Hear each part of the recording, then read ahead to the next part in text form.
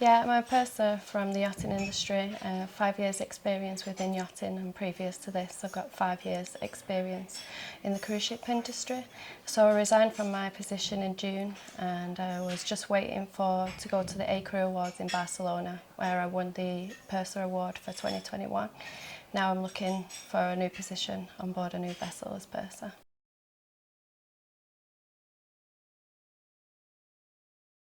I think especially, it's been heightened a lot over this last couple of years with the pandemic. I think it's really important that the crew should be given mental health awareness training, and maybe the senior crew mental health first aider. This gives like an olive branch for the crew on board to be able to reach out to somebody and ask for help when they're struggling.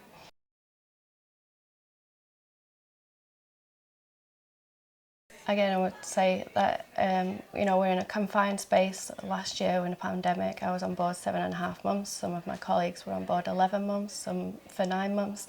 And when you've got that fear of not knowing when you can go home, or maybe you've got medical appointments that you need to attend to, everything can become like detrimental to your physical and mental health on board, as I say. So as I did my first aid mental health training in January, which made me realise and recognise the struggles that I'd had within myself and also within my other crew members on board. So this is like a transferable skill I could take shoreside and look at a career going in to help seafarers with their mental health when I decide no longer to be in the industry.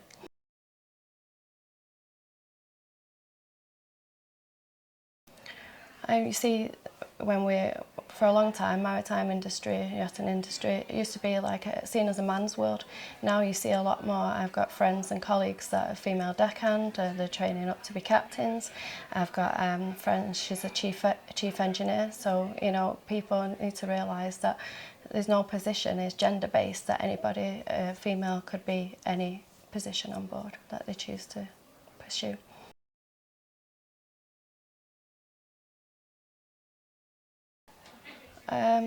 The scary thing about leaving is obviously, it's probably a lot of people's worry, is the financial.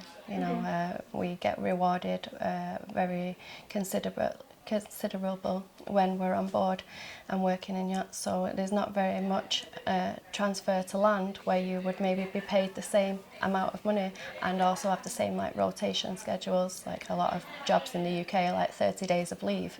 On my last position I had 182 days leave per year. You can't really compare, so that's probably like the worry.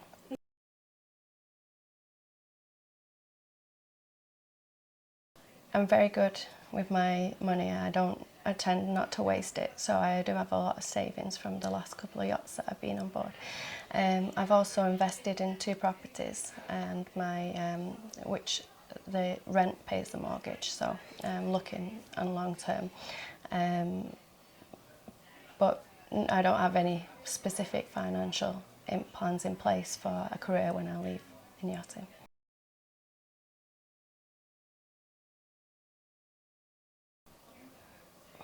Yeah, I mean, I do rely a lot on my dad's input. Like when I'm talking about finance, I won't go into anything like about buying a house or anything like that without speaking with him and negotiating with him first. It's obviously ultimately it's my decision, it's my money, but he has experience and he's bought his own properties before, so he can explain to me about the the procedures and things. And my brother's wife, she's a solicitor for property, so they're good at guidance to help me purchase new properties.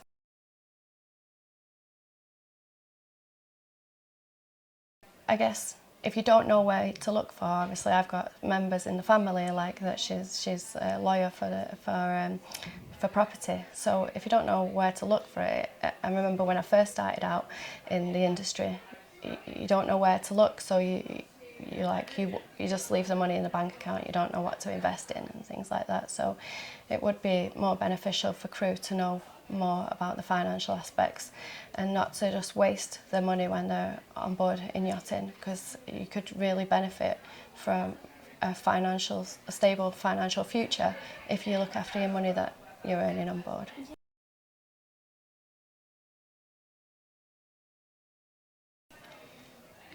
I spoke to one when I first bought my first property. Like, she helped me to find out mortgage, who would lend to like a euro.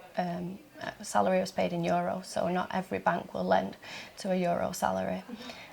Maybe they see it as a bit more of a risk.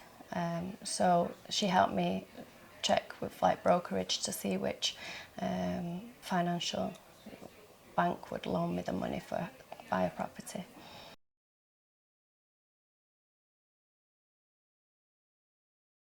I haven't done any investment other than the 2 houses, so it's positive for me that in the future, once the mortgages they are being paid by the rent, I'll have these 2 assets that I can live from when I'm older.